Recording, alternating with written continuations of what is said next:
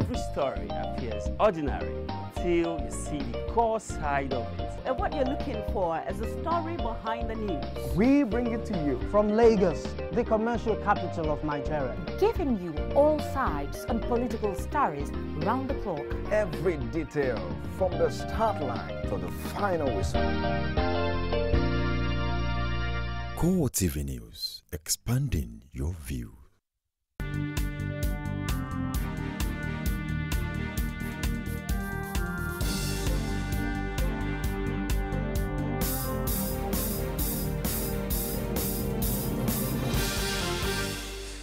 Hello, good evening, and thank you for joining us on CoreTV Primetime News tonight. I am Frank Omalape. Our top stories. President Goodluck Jonathan says plotters of the interim national government risk arrest and prosecution for treason.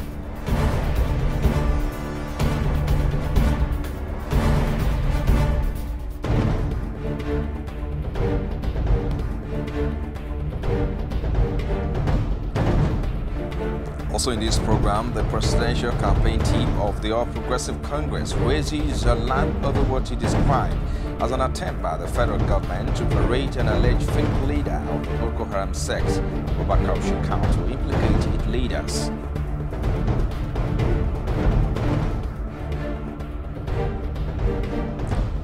An unknown gunman abducts the emir of Bukuyuku in Zamfara State.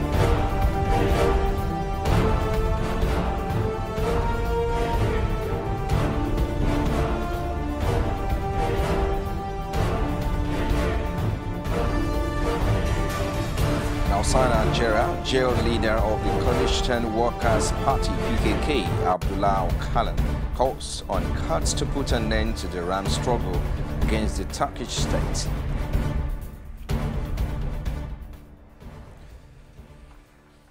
Thank you for joining us again. President Goodluck Jonathan has reacted to the ongoing murmurs of a plot to install an interim government in the country with a stern warning for them to stay clear of face arrest and prosecution for treason. Jonathan was speaking during his visit to Daura, Katsina State, birthplace of the All Progressive Congress presidential candidate Muhammadu Buhari, reiterated that he is not desperate to remain in power. The president, who also visited the emir of Daura, Umar Farouk, informed the monarch that the federal government had built 28 Almajiri schools and a federal university in the state and will continue to work for the overall development of the country. A right activist turned politician Festus Keyamo has accused President Goodluck Jonathan of using religion and ethnicity to whip up sentiment in the run-up to March 28 presidential election. Keyamo made the allegation at a youth summit organized by the Presidential Campaign Council of the All Progressive Congress in Abuja. The human rights campaigner also claimed that Jonathan doled out 9 billion naira to ex-militants to protect pipelines, while Nigerian soldiers are not well equipped to fight insurgents. He argued that Nigerians are more divided along ethnic lines under the present administration than any time in recent history. I'm sure they are hearing me. We have had cause to discuss privately. Some of them said, I betrayed, I've sold out. Our brother. I said, our brother. When you smuggled $9.3 million cash in a plane and you were going to South Africa, was I there? No. When you were chartering plane, some of you, Minister of Petroleum, chartering plane for 10 billion, was I inside the plane? No. You are not saying your brother. Your brother indeed. When it comes to elections, leaders all over the world that have failed their people, check the history all over Africa. When leaders have failed their people all over the world, when it comes to election, they always fall back on the base sentiment of ethnicity to survive. Yes,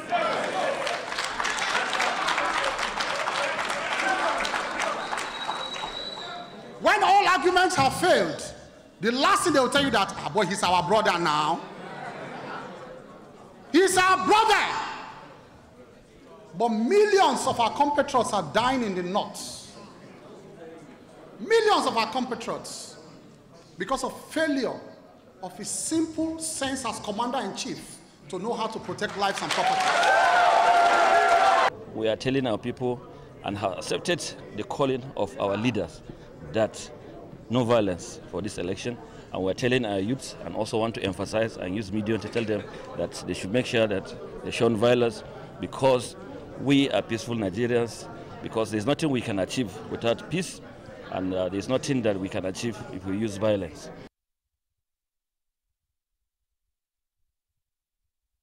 And with 7 days to the 2015 general elections, another group with the name Oduduwa Frontliners has urged youth to safeguard their future by voting for the PDP presidential candidate, President Goodluck Jonathan, for a second term. Ondo State Governor Olusegun Mimiko says the achievements of Jonathan in the education sector and youth empowerment speak volume of a leader who is interested in the nation's future.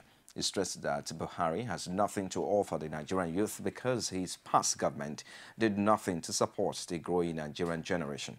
Our correspondent Omotalo, who witnessed a post-national conference summit for youth at the ancient city of Ibadan, has details.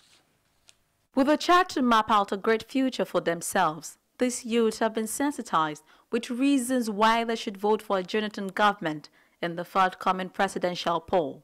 Speakers at the event say a Buhari-led government has nothing to offer Nigerians, stating that a party that boycotted the national conference has no good plan for the nation. There's no president in this country that has done as well as Goodluck Jonathan. For instance, the APC are talking about being progressive. What is progressive for them? For the good of this country, we must elect very, very good president in order to shout the good cause of this country that you will follow. A nation that is giving opportunities to all, irrespective of where you come from. A nation that is promoting the youth at the same time giving opportunities for the adults, for the old aged. Student representatives from selected tertiary institutions in the country who participated in the summit say they are better informed on what they stand to gain from a Jonathan-led administration, having been presented with much information. The better option, from what I heard today, is Dr. Goodluck Jonathan. The agenda for the youth is really good. So we are hoping they implement it. Ondo State Governor Olusegun Mimiko says the overcorrect by Buhari in the country cannot be forgotten in a hurry, and as such should not be given the chance against the incumbent president who has done so much for the country. In terms of educational qualification, in terms of deep understanding of running a modern economy, and in terms of disposition towards liberal democratic efforts, Buhari is analog. The stage for who emerges the president in the elections has been set for the candidate who can present the better argument. Omotayo, CoreTV News, Ibadan.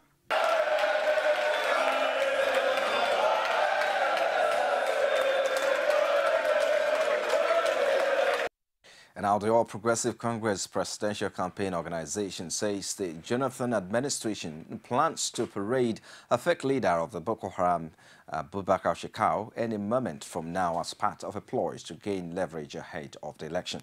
It claims the fake Shekau will also name some notable opposition leaders, including Muhammadu Buhari, as its sponsors. APC campaign council said in a statement by its spokesman Garba Shehu that any purported capture of Abubakar Shekau will conflict with 3 previous claims that the insurgent leader had been killed. It described the move as a final campaign gimmick by the PDP to blackmail the opposition in order to remain in office. And now the All Progressive Congress Presidential Campaign Organization has threatened to sue the PDP presidential campaign spokesperson Femi Fani-Kaude over his claim that Buhari is getting campaign funds from terrorist groups including Boko Haram, Al-Qaeda and IS. It also said it will urge the court to seize Fani-Kaude's international passport. APC campaign office said in a statement issued in Abuja that a spokesman for PDP's presidential campaign has 1 week to retract its defamatory comments or face the law. A spokesman, Garba Shehu, noted that Buhari, like many Muslims across the world, does not approve of Al-Qaeda or IS, and neither is he a supporter of Boko Haram ideology. Meanwhile, barely 24 hours after the allegation by the People's Democratic Party that the opposition or Progressive Congress plans to use an Hausa language radio station, Radio Changi, to create a crisis during 2015 elections, the All Progressive Congress says it's all a figment of the imagination of the PDP. The National Publicity Secretary of the party, Lai Mohammed, who spoke on behalf of the party, the newsman in Lagos, says the PDP should stop beating about the bush and find the imaginary station if it truly exists. Let the NBC go and locate it. And there was a business about it. What we are saying, you see, if they're not the one that set it up, how come they were not that's announcing it? Let me tell you, if there's an APC radio station, I will be the first person to know. Because I will use it. How can you go and set us up? And of course, who owns NBC? It's not the federal government. Let them tell Nigerians where that radio station is.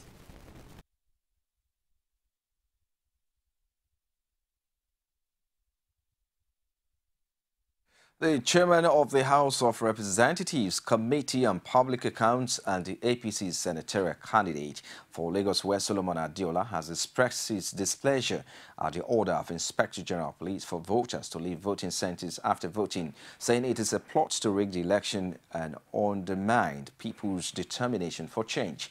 Speaking at a town hall meeting at Agege as part of his final campaign tour of the largest senatorial district in Nigeria, Adela said that the people have to protect their votes by getting the result of the election at their various polling units before leaving. He added that the 2015 elections are about the future of Nigeria, and voters must ensure that their future is jealously protected against those that want to manipulate the election. Adiola said the Nigerian police force alone cannot protect the votes of the people, and the people have to complement whatever unbiased protections the police gives to ensure that vote counts, adding that APC as a party are not riggers of elections and they are not asking the police to rig for them, but to help protect votes and ensure it counts. As the 2015 election draw near and the issue of violence again rears its ugly head, political parties and candidates have signed a peace accord to ensure a free, fair and violence-free elections in the state. Our correspondent Ajibade Awufeso has more in this report. The Commissioner of Police, after addressing the audience, handed over the floor to the INEC Commissioner to educate the audience on what they need to know during and after the elections. I've been caught with more than one or two permanent border scars. Of course, these people were also prosecuting them, and we hope that they will not also attempt on that day to want to bring in people with fake PVCs or PVCs not belonging to them to want to come and vote. The content of the peace accord was read out by the police public relations officer of Imo State Police Command and immediately follows the signing of the agreement by the political parties' chairman and their Guba candidates. To run issue-based campaigns at state and local government levels. In this, we pledge to refrain from campaigns that will involve religious sentiments, ethnic and tribal profiling, both by ourselves and all agents acting in our names. Though some parties were denied signing as they refused coming with their party chairman and flag bearers as ordered by the police. One of such parties is the All Progressive Congress and two other. Some of the flag bearers who signed the peace agreement reacted to the ideology this way. Ladies and gentlemen, I would like to start with existing protocols. Let me first of all thank those who have organized this meeting for giving it necessary to come us together to come and sign this accord. It is very, very important that we do it. We are all, by the signatures that we have attended to this document today, we have indeed contracted to see that the election that is upcoming in Imo State is run on a peaceful, fair, and equitable basis. That's what we have all committed ourselves to. I think very important that we thank the initiators of this wonderful idea. And this is important, just like Captain Ghana said, but there's no point in losing ourselves. That we should conduct ourselves respectfully and responsibly. Nigeria and indeed Imo State is for all of us. The business of politics is about democracy. In democracy, I understand the government of the people, for the people, and by the people. In his closing remark, the commissioner pleaded with the politicians to take the peace accord serious, as whoever violates the accord will be brought to book. Ajibade Awofeso, CoreTV News, Owerri. You're still watching CoreTV Primetime News. After this break, we'll bring you the details of the abduction of the Emir of Bukuyukun in Zamfara State. Stay with us. Election time don't come. Time to vote don't come. Your vote tonight, your power. Make you use them well. For Lagos State APC, don't do better. Better road, transport, get better school, hospital cell, better economy, plenty jobs, security, the environment. For continuity in excellence in Lagos State. Vote for APC, APC, all progressives Congress, APC.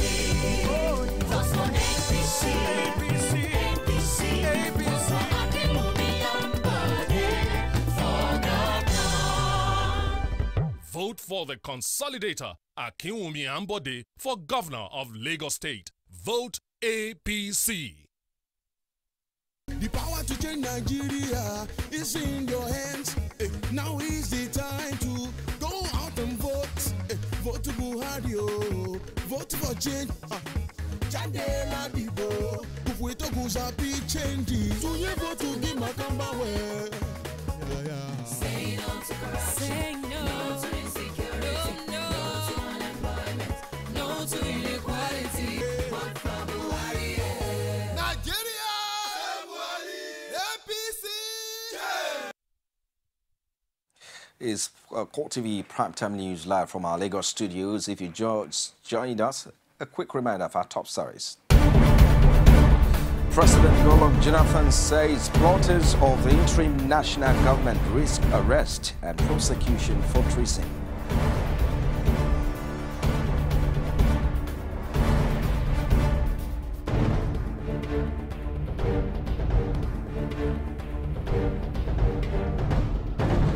The presidential campaign team of the All Progressive Congress raises an alarm over what it described as an attempt by the federal government to parade an alleged fake leader of the Boko Haram sect, Abubakar Shekau, to implicate its leaders.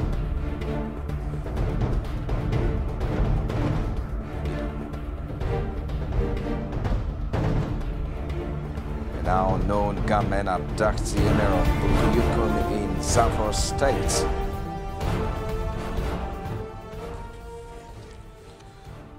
You can also reach us on our social media platforms, like our Facebook page is facebook.com/CoreTV News. You can also follow at CoreTV News NG. And for live streaming, log on to youtube.com/CoreTV. Leave a space, the news. And now the Lagos State chapter of the People's Democratic Party hosted the party's governorship candidate Jimmy Agbaje on Friday at a dinner to honor him. The event was a roll call of party chieftains and supporters. Our correspondent Oluwaseyi Adegoke was there and our reports.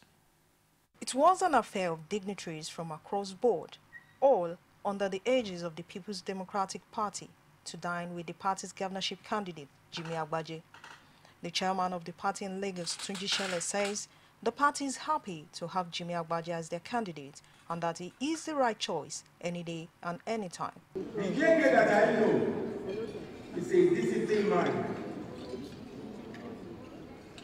He's a man that will not tell you what he will not do. politics or no politics, it will tell you exactly what it can do and what it cannot do. Chairman of the fundraising committee, Leke Adefala, corroborates the party chairman. The real change has been equally recognized for his commitment to the principles of good governance. Man of the moment, Jimmy Agbaje says the people of Lagos would not be disappointed if elected. I believe that I can make a significant difference in making Lagos more sustainably competitive and livable. We can no longer continue to take the tab of a mega city just on the basis of population. We need to address the issue of competitiveness and improve quality of life for Lagosians. The party, however, urged the people of Lagos to ensure they collect their PVCs and vote for the PDP at all levels in the March 28 and April 11 elections coming in less than 2 weeks. Oluwaseyi Adegoke, CoreTV News, Lagos. A group of Foundation for the Advancement of Ethics and Value pushing the transformation agenda has held a sensitization seminar for people of the Southeast Zone on how to access the 240 billion naira federal government grassroots empowerment fund. Our correspondent Ajibade Awofeso has more in this report.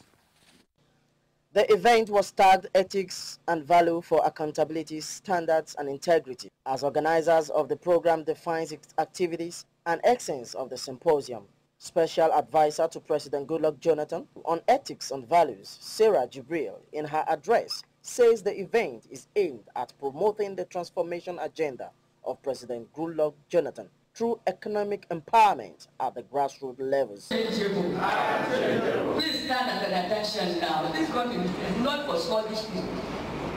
I am developing. I am transforming. How about Nigeria now? So we now get a strong ethical comment. Nigeria is teachable. Nigeria is teachable. Most of the participants said they have gained a lot as the facilitators did justice on the presentation on how participants can access these loans. These processes will not have the same age and objective other loans process have been going on.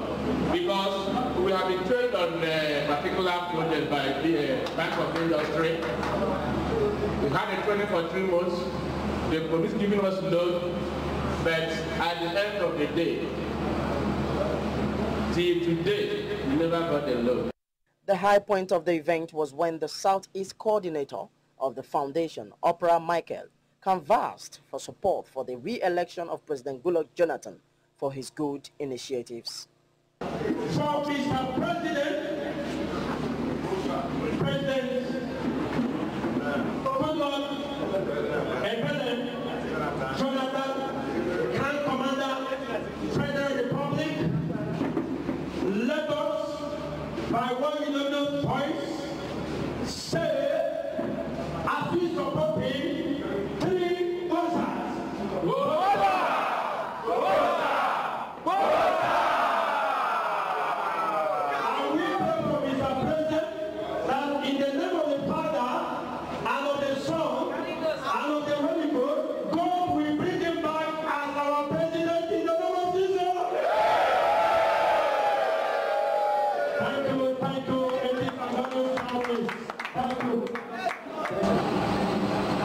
Starting from Imo State,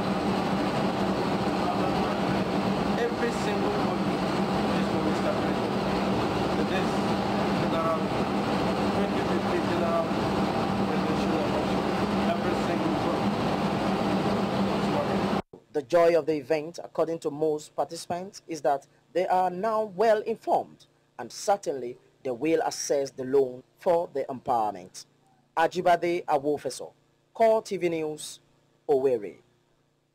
The last may not have been held of the June 2014 Ekiti governorship election as the Ekiti state government and political appointees of the Kaude Fayemi administration are now at loggerheads over the car monetization scheme. The government says the former political appointees are owing up to 109 million naira, something the former appointees disagree with. A correspondent Rashid has details. The Ekiti state government earlier in the week announced its readiness to arrest political appointees who served under Kaude Fayemi for not paying for their official vehicles which are monetized to them while leaving office. But this threat has become a subject of hot argument between both parties. It's irresponsible, it is not politics, it is criminal. If you buy something, you pay for it. You enter into an agreement, you honor your own side. The amount of money just in severance allowance alone the Ekiti state government is owing me is over 4 million. So when you do the math, even if you are not good at mathematics, that means the Ekiti state is owing me 2.7 million in outstandings to me, apart from salaries that were unpaid till October 15. The ex-appointees say it is in law for beneficiaries in the scheme to pay 60%, while the government shoulders 40%, claiming that the appointees have successfully paid up. The government, however, denies if such law exists, even as the deputy governor cries blue murder. When I left government as deputy governor, I'm entitled to at least 2 vehicles. The present governor withdrew all the vehicles from me. So, in fact, on the contrary, he is owing me 2 vehicles. I think it's completely out of line that if something is done properly according to the law, anyone would think because they are holding a position for today that they can use that power to maltreat others. Such privileges are not contained in any statute book. What they do is go to the House of Assembly, which is peopled by men who would sign anything so long as it comes with a package. The state government insists that on these cars, the former political appointees owes up to 109 million naira, in which failure to offshoot will result to arrest, but the former aides of Fayemi dares the government. They will be arrested, and whatever vehicle they are riding at the time of arrest will be impounded. I'm not going. I have paid. Most ESCO members have paid 60% expected from us, and we all have appearance certificate. So I just decided to keep quiet, waiting for my arrest. Unless the police themselves have become partisan, then I'm waiting for the policeman that will come and arrest me for not committing any crime. As both parties remain on collision course, the coming days promises more drama. Rashid, CoreTV News, Ado Ekiti. Away from that now is no good news as unknown gunmen have reportedly taken away the emir of Bukuyukun in Zamfara State from his palace late Friday. The whereabouts of the emir is still unknown, but the State Commissioner for Information, Ibrahim Makaji, who confirmed the abduction of the emir, says investigation is on by security agents to unravel the identity of those behind his abduction and secure his release. Meanwhile, police public relation in Zamfara, Sanusi Aminu, says the police have commenced an intensive search for the emir of Bukuyukum, Muhammadu Utsman, who was abducted from his palace on Friday night by unknown gunmen. He said the police, in collaboration with other security agencies in the state, have blocked all possible outlets from the state in order to arrest the abductors. Also speaking, Alihu Mohammed, the secretary to the Bukuyukun Emirate Council and younger brother of the abducted emir, said he spoke on the telephone with the emir. He said the emir was in good health and had not been hurt by his abductors. Muhammadu, however, urged the people of the community to pray for the safe return of the emir. He said the abductors arrived in an ash-colored Honda Civic car and asked to speak privately with the emir. Going further, Muhammad said when the palace guards resisted the request, the abductors fired gunshots into the air and ordered all those present to hand over their cell phones, which they took along with the monarch. The 60-year-old traditional ruler, who had been on a throne for 14 years, was abducted by the gunmen while he was preparing for his Isha prayer. The State Commissioner for Information, Ibrahim Benin Bakaji, says the state government will give all required assistance to the police in order to rescue the emir. For some time now, the Fade area of Lagos has been known for violence, with reports of several people injured, property destroyed, and even death. A correspondent, Oluwaseyi Adegoke, visited the area and filed in this report on the travails of one of the victims, Victor Agbo. According to some residents of the area, who prefer to remain anonymous, obviously for safety reasons, the real cause of the recurring violence in the area is not known. This violence, according to them, has been happening on and off for over 5 years now. They also added that it just happens without any warning signs.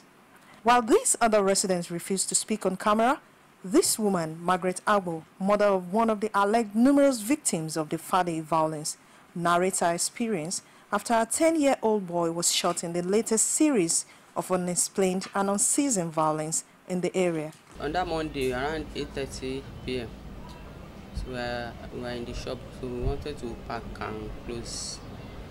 The boy was sitting on a chair, and we just had the gun at the back. So the boy shouted. He was seated with the bullet. We didn't know what happened.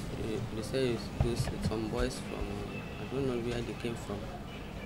They said they entered to the express and they are looking for boys. I don't know all those boys. We just had a gun. We started shooting.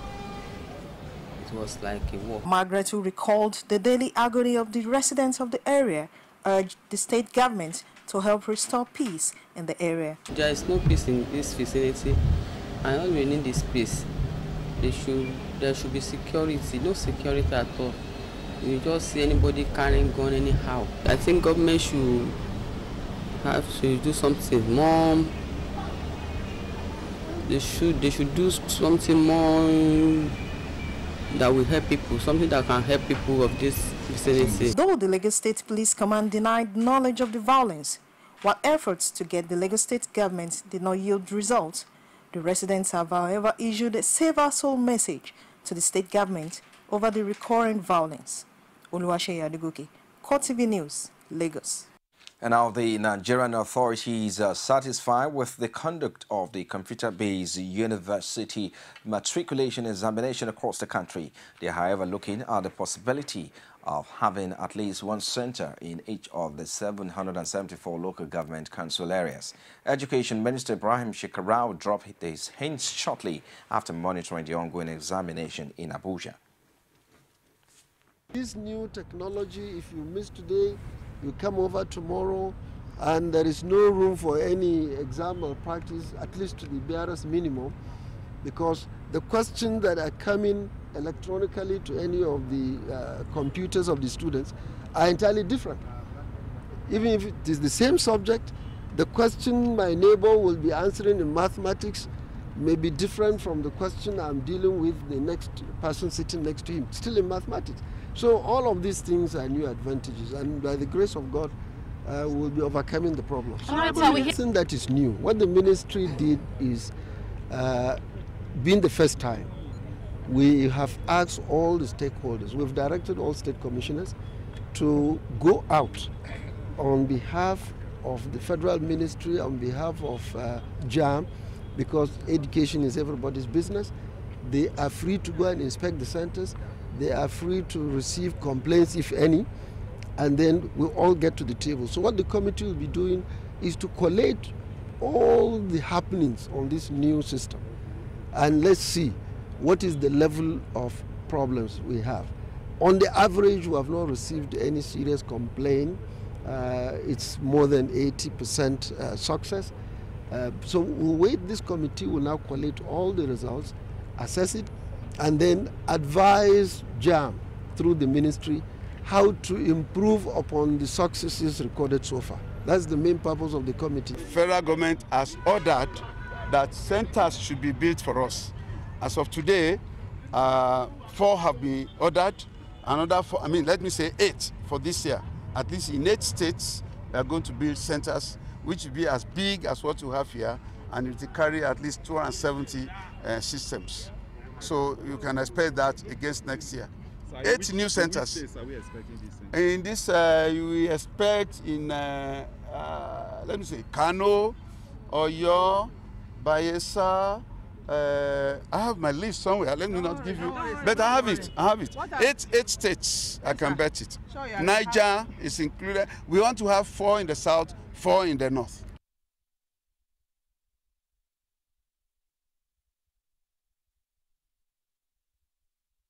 It's a CoreTV Primetime News. We take another break shortly. We'll be back with more stories. Join us again. Vote for change! Vote APC! When I was younger, I can remember a time when corruption was a thing of shame. I dream of a future where we won't have challenges with electricity. I'm voting for Buhari because he understands our past and our history. I dream of a time where we're going to have free and honest election. I remember a time when 1 naira was equal to £1. I am voting for Buhari because we need change for a brighter future. Nigeria! APC! Change!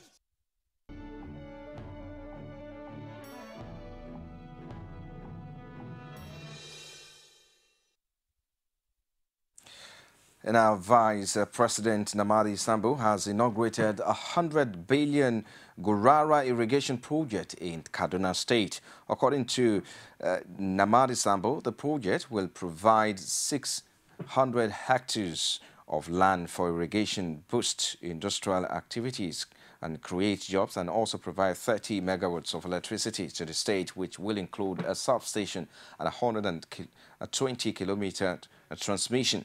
This is said is aimed at improving the quality of lives of the citizens. He urged the communities to make the maximum use of the facilities to improve their lives.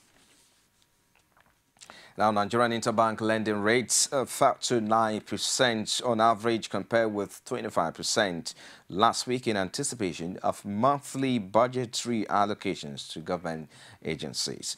The secured open buyback fell to 9% from 25% last week. The secured fund was 4%, pointing below the 13% central bank's benchmark interest rate. Overnight placement also fell to 9% against 25% last week. Lending rates among banks are expected to stay steady next week because of the anticipated increase in liquidity from the disbursal of monthly budget allocation. And now, the Nigerian Stock Exchange has announced the appointment of Chapel Hill Deham Securities Limited as one of its primary market makers. The appointment of CHDS follows the resignation of WXTC Financial Services Limited, one of 10 primary market makers appointed in September 2012. Having met the required minimum net capital as well as compliance history and operational standard as set by the exchange, Chapel Hill is seen as a positive step towards the improvement of market liquidity and depth. And now to sports. Flying Eagles assistant coach Nduka Obadi has assured his team will cope with the pressure host Senegal will throw at them in Sunday's African Youth Champions final. 2 weeks ago, Nigeria beat their counterpart from Senegal 3-1, and both teams have now set up a rematch after they worked their way to the championship game. Unlike the opening day clash, when there were only a couple of thousands of fans at a 45,000 capacity Leopold Sédar Senghor Stadium in Dakar, the imposing arena will be filled with spectators rooting for the home team to win Senegal, the first ever continental trophy. And after crashing out of the UEFA Champions League in Wednesday, Manchester City returns to winning ways with a comfortable 3-0 bashing of West Bromwich Albion. Aston Villa lost 1-0 at home to Swansea City. Arsenal had a 2-1 victory over Newcastle United. And Stoke lost 2-1 at home to Crystal Palace, while Tottenham Power passed Leicester City 4-3 in a 7-goal thriller. Sunday fixture will see Liverpool playing host to Manchester United at Anfield. Hull City welcome Chelsea, while QPR takes on Everton. And now in Germany, Borussia Dortmund shake off their poor run of form as they rally round to a 3-2 victory away to Hannover 96 FC Cologne played out a 1-1 draw with Wendt and Bremen. Frankfurt win to nil better than Augsburg. In other results, Paderborn played out a barren draw against Hoffenheim, which to Stuttgart had a 3-1 win over Eintracht Frankfurt. And now Serena Williams has withdrawn from her semi-final at Indian Wells because of an injury to her right knee. The world number 1 was set to play third seed Simona Halep of Romania in the semi-final of the BNP Paribas Open. Williams was playing the Californian event for the first time since she was booed while winning the 2011 title. Halep will face former world number 1 Jelena Djokovic in Sunday's final after the Serbs fought back to beat Germany's Sabine Lisicki 3-6, 6-3, 6-1. And outside Nigeria now, Jail Kurdish rebel leader Abdullah Öcalan has called for Kurds to hold a historic congress to end their decades-long armed struggle against the Turkish authorities that has claimed tens of thousands' lives.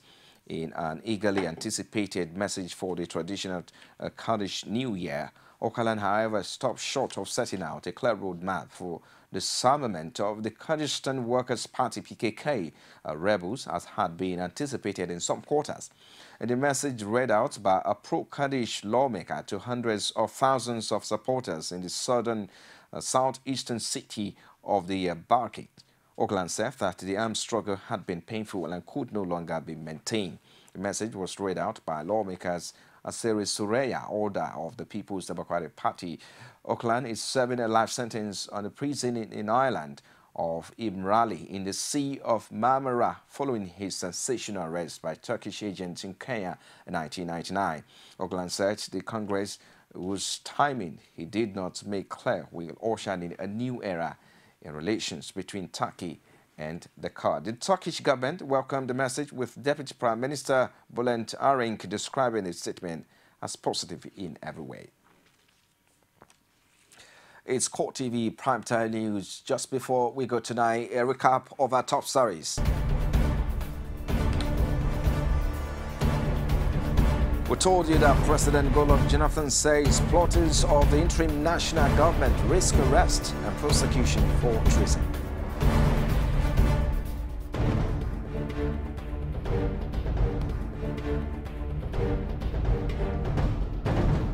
We also brought to you that the presidential campaign team of the All Progressive Congress raises alarm over what it described as an attempt by the federal government to parade an alleged fake leader of the Boko Haram sect, Abubakar Shekau, to implicate its leaders.